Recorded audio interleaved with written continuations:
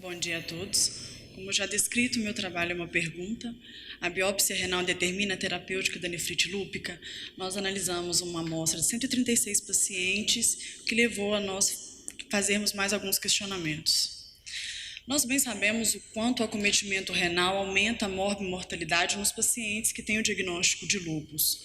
Na rotina clínica, nós fazemos o uso da dosagem da proteinúria de 24 horas, o sedimento urinário, dosagem de creatinina, biomarcadores, tanto no intuito de você estabelecer um diagnóstico, fazer o acompanhamento, mas até mesmo você tentar presumir a classe histológica que nós estamos trabalhando, que de acordo com a classificação de 2003, nós a dividimos de 1 a 6. Mas até o momento, o padrão ouro para que seja feita essa classificação histológica da nefrite lúpica continua sendo a biópsia renal. Mas nós também sabemos que em muitos serviços não é tão fácil realizar esse procedimento, seja muitas vezes pela contraindicação do próprio paciente, seja por uma limitação institucional, ausência de profissionais adequados, e isso traz uma limitação de sua realização. E, além do mais, muitas vezes esse perfil de pacientes, nós já trazemos uma conduta já necessária e nós usamos a concordância baseada em critérios laboratoriais, como eu citei.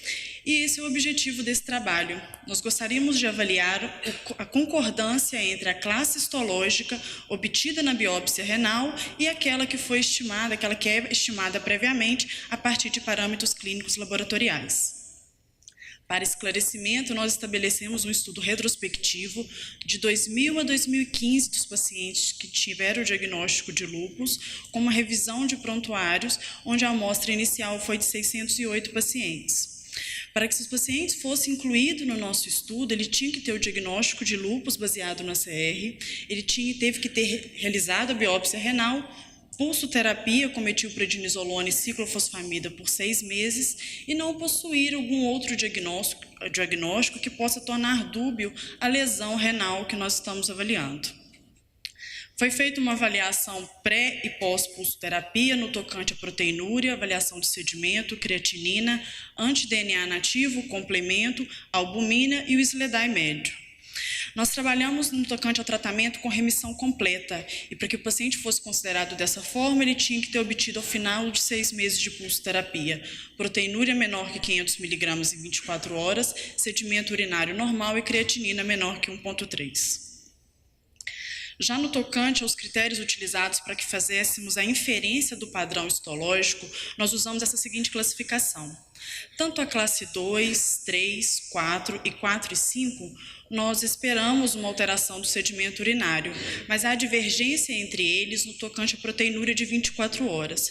Já a classe 5, nós consideramos como alteração somente da proteinúria de 24 horas, sendo essa maior que 3,5 gramas.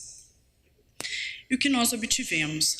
A partir daquela amostra de 608 pacientes, nós conseguimos selecionar 136 pacientes.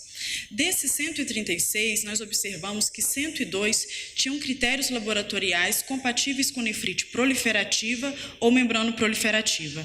Os demais 36 tinham critérios laboratoriais para mesangial ou membranosa. A idade média desses pacientes foi de 26 anos e o intervalo temporal entre o diagnóstico de lúpus e o diagnóstico da nefrite foi de 1,3 ano. Nós fizemos também uma caracterização quanto aos critérios do ACR na nossa amostra. Nós observamos que o critério clínico mais incidente foi o acometimento cutâneo, com 69,1%. Em contrapartida, o menor incidente foi o neurológico, com 9,5%, o que corrobora com a literatura. E eu gostaria de chamar a atenção de vocês quanto à incidência do anti-DNA nativo de 69,8%. Realizando a concordância clínico-laboratorial histológica estrita, ou seja, 1 a 1, nós obtivemos uma concordância de 46%, ou seja, da nossa amostra de 136 pacientes, 46% vieram com o padrão histológico esperado. Agora, quando nós trabalhamos somente com os pacientes que tinham um padrão clínico laboratorial de membrana proliferativa ou de proliferativa, ou seja, o grupo de 102 pacientes, a nossa concordância foi de 74,5%. Ou seja, dessa amostra de 102, 26 pacientes teriam recebido uma terapia diferente da que foi estabelecida se fôssemos considerar somente o padrão histológico obtido. Já naquele grupo de 34 pacientes, desses 23 deles possuíam o padrão clínico de mesangial, com uma concordância histológica de 22, enquanto 11 pacientes tinham padrão membranoso, tendo uma concordância histológica de 64%.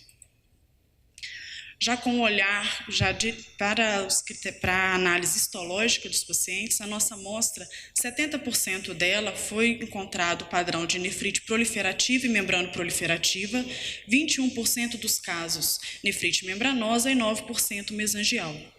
No tocante a esses 30% que, fundamentados somente na histologia, não teria recebido a pulsoterapia, esses o receberam, seja porque apresentaram clinicamente o padrão proliferativo ou membrano proliferativo, eles possuíam outro critério clínico que justificasse a indicação da pulsoterapia, ou até mesmo eles chegaram a receber uma terapia oral, mas foi refratário, sendo essa modificada para a pulsoterapia. Já no tocante à resposta ao tratamento, dos critérios que nós avaliamos, nós observamos a melhora de todos eles com significância estatística. Chamo a atenção de vocês no referente que a proteinúria foi o que teve um grau de redução um pouco menor que os demais, mas eu gostaria de chamar a atenção também no comportamento da albumina, um exame do cotidiano, e que o comportamento que ela tem pré e pós-pulsoterapia também com significância estatística. O SLEDAI médio pré-pulsoterapia de 15,6, pós-pulsoterapia de 5,25. Enfim, na nossa amostra, a concordância clínico-histológica entre os pacientes proliferativos e membrano-proliferativos foi de 74,5%. E, baseado nesses dados, nós observamos que a indicação de pulsoterapia é feita baseado, muitas das vezes, no critério de maior gravidade que esse paciente complexo apresenta. E, obviamente, à luz desses dados, mas também à limitação que tem um estudo retrospectivo, isso nos levou a refletir quanto às indicações de biópsia renal nesse paciente, uma vez que, trabalhando com um paciente já bem determinado quanto aos seus critérios clínicos, já bem definido, muitas vezes não haverá mudança da terapia, mesmo com resultado adverso da histologia. Obrigada pela atenção de todos.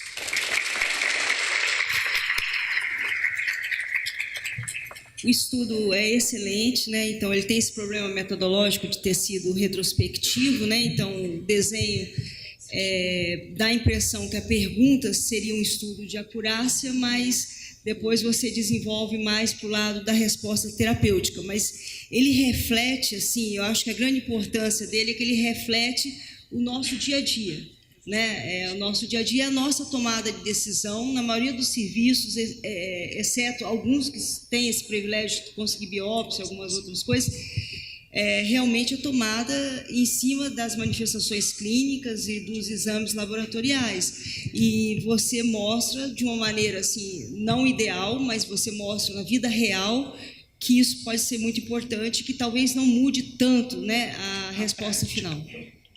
Professor Ricardo? Eu não fiquei bem claro se eu entendi a conclusão, né? 25% das vezes o diagnóstico histológico foi diferente da conduta que foi tomada. Então, em 25% das vezes a conduta tomada foi errônea. Se isso vocês não consideram importante, isso é que eu não... Se for considerado somente a questão histológica, né? Se fosse considerar, a gente teve um padrão clínico, mas se a gente fosse esquecer o que nós encontramos na proteinúria de 24 horas, na urina, na creatinina, na alteração da creatinina desse paciente, e fôssemos nos guiar exclusivamente pelo padrão histológico, nós não teríamos indicado a pulsoterapia desse paciente. Ou seja, em 25% das vezes foi super tratado o paciente. E vocês não consideram isso como uma biópsia importante? Não, consideramos sim. Ah, A questão é que os pacientes, nesses casos, muitas vezes que recebeu, houve refratariedade referente à terapia inicial. Por exemplo, se nós encontramos um paciente classe 2, pulsou por quê? Ele tinha um cometimento neurológico em algumas situações. Outras vezes ele foi medicado com azatioprina, mas teve refratariedade. Então, nessa análise que teve, a indicação desses pacientes que teve diversidade histológica, tinha outra indicação que justificou. Renata. Mas o que não reduz a importância, com certeza. Professora Heloísa, está na sequência? Aqui, lado de cá. Lado esquerdo aqui.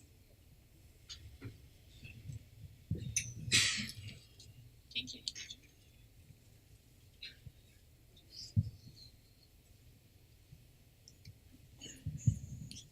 Bom dia, parabéns pelo trabalho. Eu tenho uma preocupação com a conclusão do seu trabalho da mesma forma que foi falado. Primeira coisa é que o critério clínico que você usou não é um critério padronizado. Vocês fizeram um critério que vocês definiram. Isso não existe uma aceitação na literatura que você, pela proteinúria, você distingue os padrões histológicos. Então, tem que tomar muito cuidado, porque isso é uma coisa que precisa ser validada inicialmente. E a outra coisa, a biópsia tem outras coisas que você busca na biópsia e que não foram consideradas. Então, a conclusão tem que ser muito cuidadosa, assim, usando esse parâmetro que você utilizou, que é bastante restrito e não valoriza tudo aquilo que a biópsia pode dar, por exemplo, questão de hipertensão, uma SAF associada, tem outras condições que a biópsia também traz informação e que elas não foram consideradas, e que muitas vezes não podem ser definidas em 6 meses, que você precisa mais tempo para definir se isso é importante. Então, esse cuidado tem que ter como uma ressalva à sua conclusão. Obrigada. Pronto, encerramos.